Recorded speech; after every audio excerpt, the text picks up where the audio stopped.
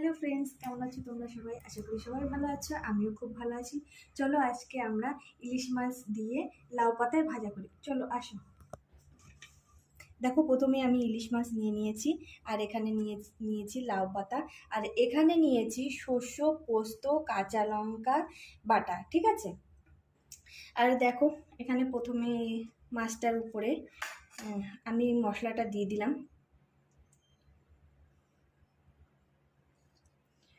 মশলাটা দেওয়ার পরে এখন এর মধ্যে দিয়ে দেব একটু হলুদ,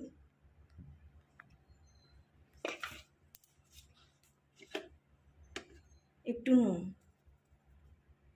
নুনটা দেওয়ার পরে এখানে দিয়ে দেবো কাঁচা সরষের তেল।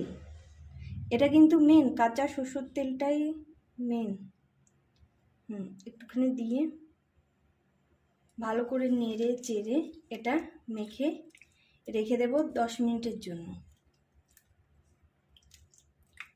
দেখো, এভাবে ভালো করে মাখতে হবে এটাকে।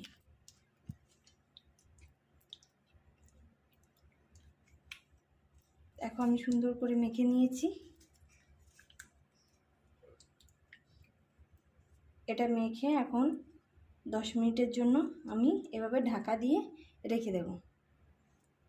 10 মিনিট পর ঢাকনা খুলে দেখো এরকম হয়েছে, ম্যারিনেট করা হয়ে গেছে। তো এখন এই লাউ পাতায় পেঁচাবো। দেখো, প্রথমে একটা লাউ পাতা নিয়ে নিলাম, প্রথমে ছোট লাউ পাতা নিয়ে নিয়েছি। তারপর একটা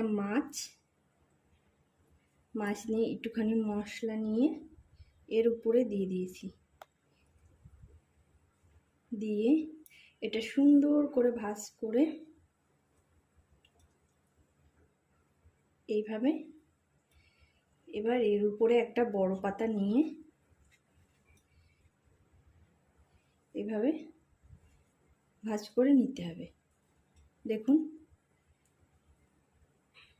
এই যে মাছটা ভাজ হয়ে গেছে। এইভাবে নিয়ে এভাবে রেখে দিলাম। এইভাবে সবগুলো মাছ রেখে দিলাম। এইভাবে প্রত্যেকটা মাছ আমি এইভাবে ভাজ করে নিয়ে নেব।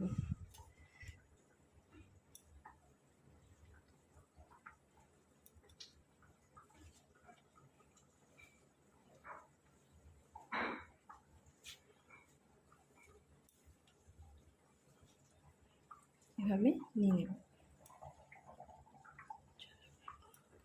এক এক করে আমি এই